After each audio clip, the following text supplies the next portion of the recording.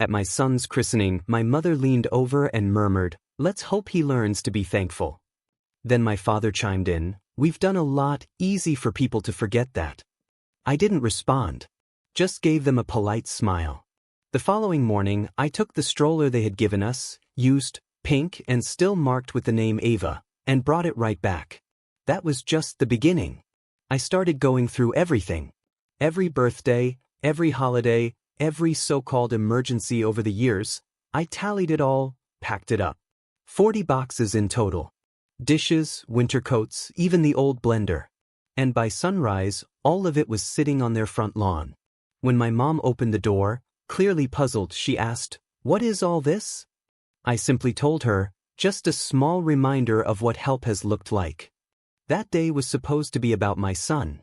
Just a simple celebration of his life. But the minute my mom volunteered with, "Don't worry, I'll take care of everything," I knew we were headed for trouble. She never once asked what we wanted. Instead, she dictated what she thought would look best. The meaning behind it didn't matter to her. It was all about appearances. All about getting the perfect Pinterest moment. She called it rustic grace. Said she wanted something tasteful but stunning. Which ended up meaning an over-the-top, church-themed photo shoot, all funded by my wallet. And yeah, I footed the bill. Of course I did. My wife and I had zero say in any of it. My mother took full control, booked the rented barn, picked out napkins with gold foil, ordered signs in calligraphy that spelled blessing wrong twice. And the centerpiece? A life-size cutout of my son, Oliver, watermarked with her initials. Every bill came straight to me. Every favor she called in was backed by my bank account. She wore white too, because apparently the day was supposed to represent her rebirth. We were seated beside the restrooms, squeezed between a mop bucket and what felt like a lifetime of unresolved complaints. Then came the gifts. A second-hand stroller. Still had Ava scratched into the frame. "It's practically new," my mom said proudly. "Kids outgrow things so fast. Why waste it?" My wife bit her tongue. I gripped the stroller's handle. It squealed like it was still traumatized. Then my dad stood up, God bless him, and toasted, "To Oliver. May he grow up a little less dependent than certain people at this table." My mom leaned in again, sipped her Prosecco, and repeated in my ear, "Let's just hope he grows up grateful." And that was the last straw. I didn't raise my voice. Didn't roll my eyes. I just smiled. The very next morning, I dropped the stroller off at their front door.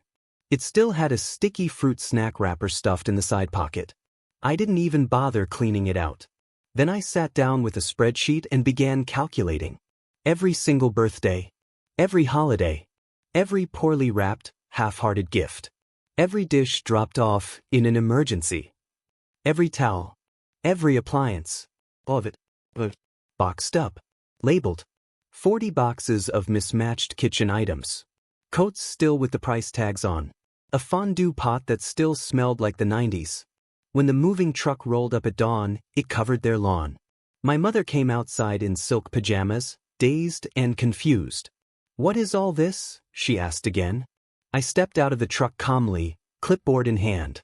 "This," I said, pointing to the mountain of labeled boxes. Just a visual reminder of what your version of support looked like. And then, wouldn't you know it, box 40 started shaking. It didn't hit me until that moment. My money had somehow become the family's invisible foundation. My mother's way of helping always included dipping into our account like it was her personal savings. Like clockwork, I'd check my online banking and see unexplained transfers labeled for family. $2,000 a month. Like a subscription I never signed up for. No notes. No warning. Just money I was expected to give, because saying no meant I'd be guilt-tripped into the ground. When my sister turned 27 and moved out, she needed help. That first year alone, 10 grand went toward her rent. And my mom? She kept sending $1,200 monthly to that same apartment, even after my sister had already left it. "It's part of your inheritance," she once said to me. As if I was inheriting anything but a pile of stress and fading patience. I even paid for my niece's college tuition, $4,042, down to the penny. The checks came with family photos and a note. Love, your brother. Sure, my name was there.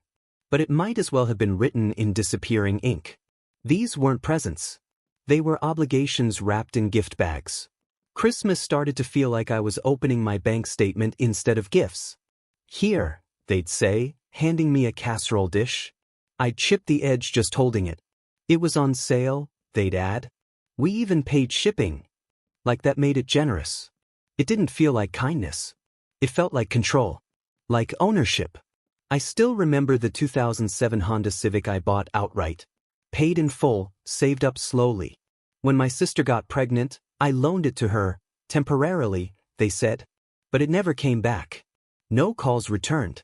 And when I asked, my mother would quietly say, she didn't really have another option. And I believed her. Because I hate confrontation almost as much as I hate realizing I've been used. Then came the emergencies. Always some kind of crisis. That bills, birthday trips, car trouble, whatever it was, somehow my money showed up. Christmases, graduations, birthdays, they were all listed under assistance in statements I didn't see until long after. And even then, nothing ever changed. Because I was the generous one. That's how they kept framing it. I was the family bank, open 24/7, no walls, no locks. My boundaries were invisible. My kindness had turned into their weapon. And looking back, I can trace every time they took advantage. May 2017, $2,000 meant for household bills became a granite countertop in the kitchen I was never invited to use. October 2018, $1,500 wired for my sister's move turned into rent for an Airbnb in Ibiza. December 2019, $4,200 for tuition ended up funding what looked like 600 fondue sets and personalized bedding. And somehow, my niece graduated with a minor in social media optimization. June 2021, $8,700 for a ski emergency that just so happened to be in the Alps. Every dollar I sent came back as some kind of show, a bouquet of flowers, cake samples, a bridal shower for my sister's second wedding. And me? Always the background guy. The gray blur in every photo. So now they wanted to talk about appreciation? Fine. I had numbers. All of it. Down to the last dime. Which brings me right back to that sunrise on their front lawn. That wasn't some dramatic gesture. That was the truth showing up without a filter. No polish. No performance. Just the raw, heavy weight of reality finally being delivered. As I stood there beside those boxes, I remember thinking, every flap sealed with tape said more than I ever could out loud. Each returned casserole dish, every jacket no one ever wore, they weren't junk. They were proof. Proof that real support isn't about physical stuff tied to guilt. It's about respect. It's about being seen. It never should have required itemized receipts, until they made it that way. I figured a truck full of labeled boxes at sunrise would be clear enough. I hoped they'd understand. That support doesn't mean quietly draining someone dry. That gratitude isn't owed just because they cashed in my silence. I thought maybe, just maybe, at least one boundary would hold after all this. But guilt runs in our family's bloodline. It doesn't crack. It suffocates. 20 minutes after that truck pulled away, my phone buzzed. Another charge. They'd booked a trip for 4. To the Alps. For a full week. Didn't ask. Didn't blink. Used my card. Mom texted, emergency. We need fresh mountain air. Dad followed with a WhatsApp sticker, some guy yodeling, with the caption, nothing like altitude and gratitude, right? Gratitude. That word again. Thing is, betrayal doesn't walk in with fanfare. It's quiet. A whisper in an email chain. A check signed without asking. A decision made in your name without your consent. This trip? It was all of that. A full-blown production masked as family bonding. Flights? Already purchased. Reserved. Day trips? Mapped out and printed. And Mom? She wore it like a crown. I did this for all of us to reconnect, she said, speakerphone echoing through my hallway. Reconnect. Not consult. Not include. Just reconnect. Using my money. I asked for proof. She sent me a PDF titled Summer Fun Family Trip 2025. All it showed was the last 4 digits of my card number and a total, $8,700. Same amount. Same trip. Same account. Just like last year. And you'd better believe I double-checked who'd charged my card at 3 a.m. That's when I found it. The forged signature. My name, scribbled onto a rental agreement, for one of those luxury SUVs she always says looks clean. Pressed, she finally admitted it. Your signature's almost identical to mine, she said, eyebrows raised like that excused it. Why get dramatic? Like lines hadn't been crossed. Like my sacrifices were just a playlist she could hit repeat on, over and over, without asking if I still wanted to listen. And every time I tried to talk about it, I got the same old lines. You're just tired. You overthink everything. You don't trust your own family? Or worse, nothing at all. Just silence until I hung up. Then the invitations stopped arriving. My sister's birthday weekend? No word. My niece's dance recital? Not a peep. And the big one, my cousin's wedding? Everyone in the family got an invite. Except me. When I asked why, the answer came cold and clean. The invite wasn't customized to our template. Literal words. Their excuse? They used some online invitation tool that capped out at 200 names. We thought it'd be easier to start the guest list from scratch. Organic, they said. Like the kind of groceries I paid for but never got to eat. I'll tell you this, mistakes add up. But so does resolve. I went back through everything. Traced every euro. Every dinner I paid for but wasn't invited to. Every gift I bought that somehow ended up regifted or forgotten in a bin of toddler toys. I counted the vacation stipends, the insurance top-offs, the electric bills I covered through the family account. I even found the receipt my dad lost, forgetting the living room couch reupholstered. That couch is still there. Still used. So is the charge. 2 bills. One for $100.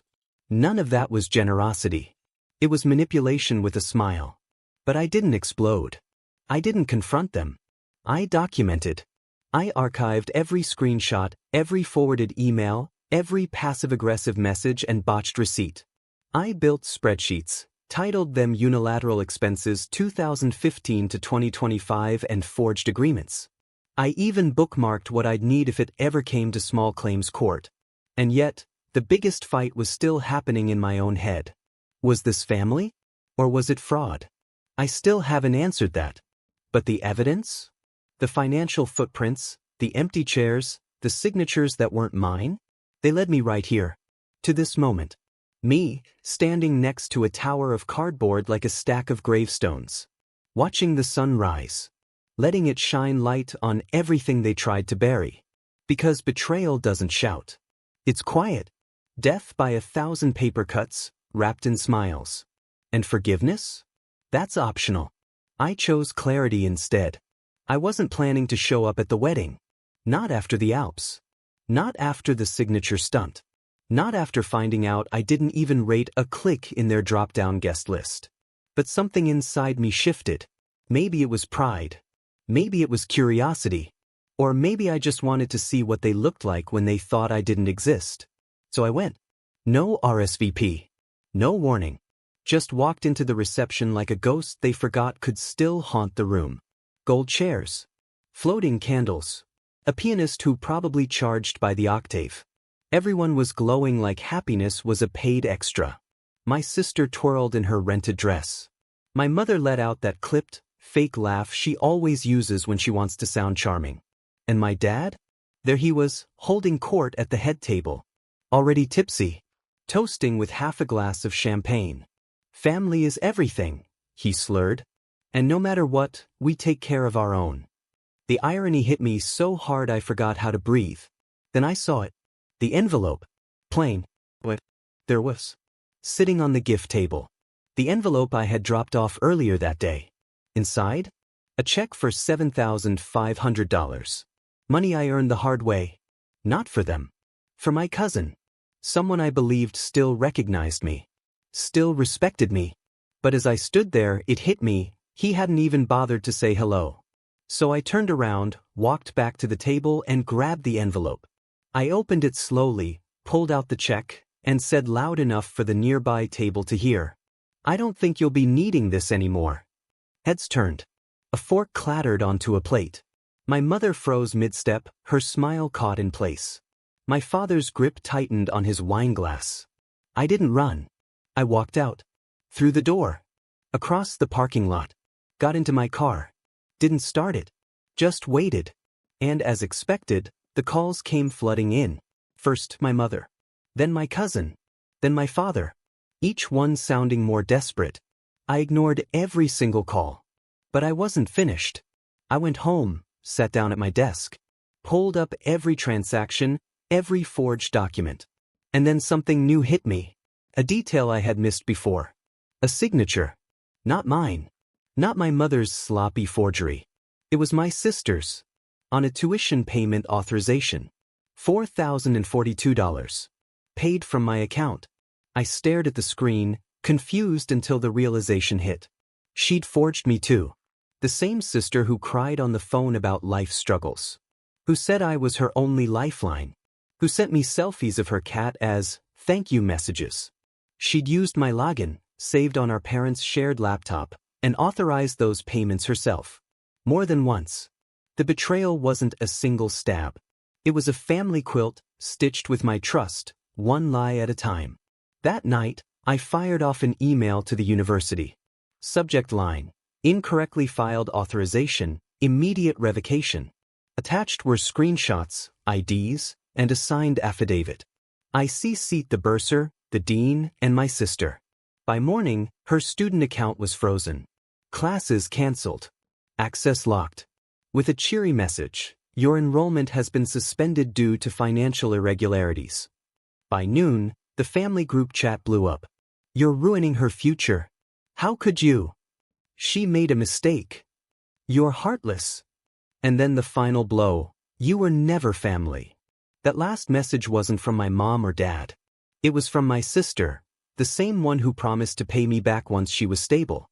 The one who cried into borrowed phones and sent voice notes like lullabies. That sister. I didn't reply. I packed a small bag, got in my car, and drove to my grandfather's house. I hadn't seen him in years. He lived quietly, far from all their noise. When he opened the door, he didn't ask a thing. Just poured coffee and waited. I told him everything. The trip. The wedding. The forged tuition. The insult. He sat silent. When I finished, he stood, went to a back room, and returned with a small metal box. "I never trusted your parents with money," he said. "This is yours now." Inside was a deed. Not just to any land. To the family lake house. The one we were told had been sold. But it hadn't. He never changed the title. He just waited for someone deserving. Now it was mine. Just like that, the game flipped. They thought they had emptied me. That I'd walk away with nothing. But they forgot who I was before they wrote my part. I didn't expect the lake house until I stepped onto its weathered porch, the wooden planks creaking beneath me like a jury stirring in its box. In my pocket, my grandfather's deed lay quietly. Proof the foundation hadn't crumbled. It had been waiting. For years. For me. I locked the door behind me and slid the key into a chestnut box I'd secured earlier. That lock meant more than just security. It was a statement. This house was mine now. No one would come in thinking I was still family, rifling through drawers, flipping through papers, turning personal memories into souvenirs. That Alps trip broke me. They'd stripped my home bare. So I moved to the financial front lines next. My phone buzzed as I froze joint accounts and canceled auto payments. Gone. Mom's spa fund. Dad's barber visits. Sister's rent checks. 25 notifications popped up. Payment stopped, auto pay canceled, accounts frozen. My heart didn't skip a beat. My soul found a rhythm I never knew before. Silence. Then I drafted the email. Strategic. Merciless. Titled, Transparency and Restoration. Sent to my parents, sister, cousins, everyone. No sugarcoating. Just facts. Screenshot of the forged rental agreement for the Alps trip. Copy of the Alpine invoice, $8,700. Unauthorized. Forged car rental papers for the same trip. Tuition fraud documents. Sister's unauthorized use of my name for $4,042. A spreadsheet summary. $34,842 siphoned off since 2017. Proof of my exclusion from holidays, weddings, family events. And a mediation deadline, 14 days. Admit. Or it goes to formal mediation. Mom was first to respond. An avalanche of apologies, pleas for second chances, promises to change. My sister sent a shaky voice note, voice cracking, begging to talk offline. My dad? Silent. Saturday, 2 p.m. The reply came. An invite to a picnic at the lake house I posted in the group chat. BYO food. Optional. And a list, what are you actually grateful for? No decorations. No fuss. Just me. And a projector. They showed up. Mom in high heels. Dad with his stiff posture. Sister clutching a box of brownies like a hostage. No candles. No monogrammed napkins. Just plastic plates on a rickety picnic table. Leaves overhead casting uneven shadows. I fired up my laptop and opened the slideshow. Slide 1, the Alps receipt, the contract, and my bank statement. Slide 2, the rental car agreement with that forged signature. Slide 3, the tuition invoice, my sister's handwriting signing my name. Slide 4, the photo of those stacked boxes on their lawn, my cardboard monument. The slideshow played alongside the sounds of wind rustling leaves and the faint buzz of cicadas. I watched them shrink, visibly smaller under the weight of the truth. Mom was the first to comment, her voice shaky. I thought I was doing something amazing. I looked her straight in the eye and said, help doesn't require theft. It doesn't need spreadsheets. It leaves traces. These are the traces. My sister's voice wavered. I didn't want to ask. I panicked. I kept my tone calm. You crossed a line. You knew it. My father looked down, folding his arms. I closed the laptop gently but firmly and stood up. If you want access to the lake house, I said, steady as a rock, it starts with acknowledgement and repayment. Every dollar. If not, the house is legally and emotionally mine. They just stared. The leaves rustled. The silence stretched out, crackling like static.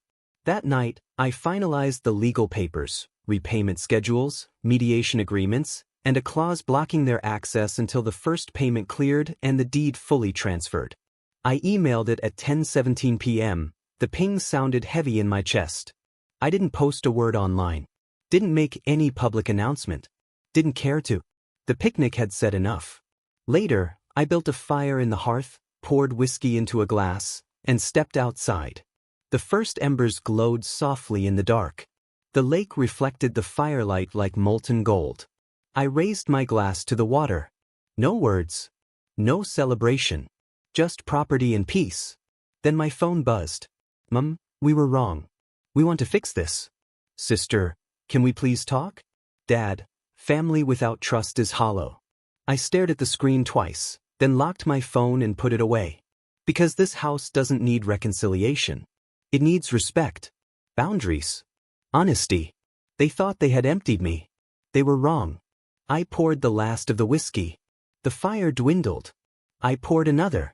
Because for once, I wasn't drained. I was full. And this house? It's no longer haunted. It's home. Let me know when you want the icy, hands-off epilogue, where I disappear, and they're left with everything except me. They called me family, then spoiled, then said I went too far.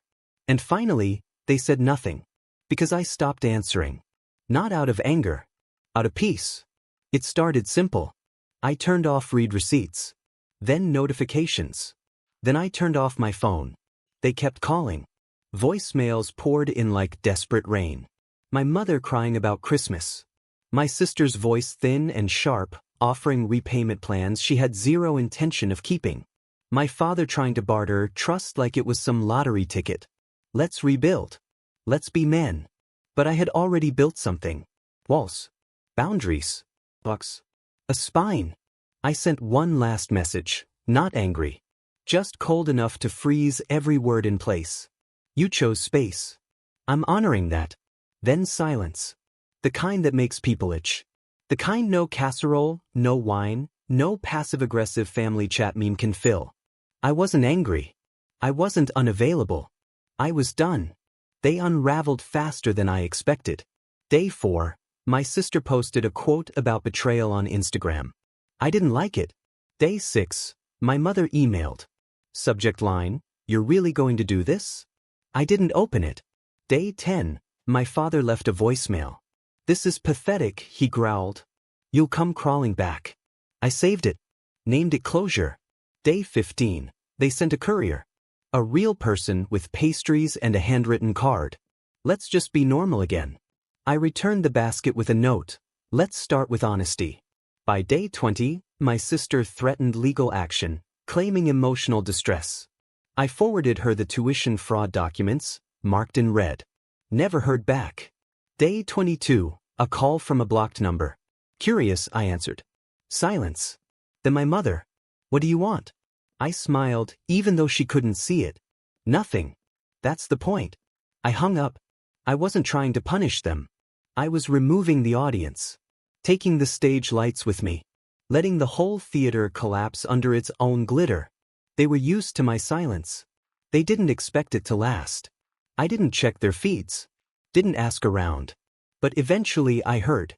They had to rent out their renovated kitchen for cooking classes. My father was spotted working part-time at a car wash, to keep busy. My sister? Back with her ex. And the lake house? Still quiet. Still mine. Sometimes I get mail there. Letters from strangers. Old family friends. Even a cousin or two. "You were right," they wrote. I wish I'd said something. I never replied. Sometimes silence speaks louder than any argument. The last message I got was a group email. No subject. Just one line. "We miss you." I deleted it. Then emptied the trash. They treated me like I was only useful when giving. Now they're left with the feelings. And I'm left with the deed.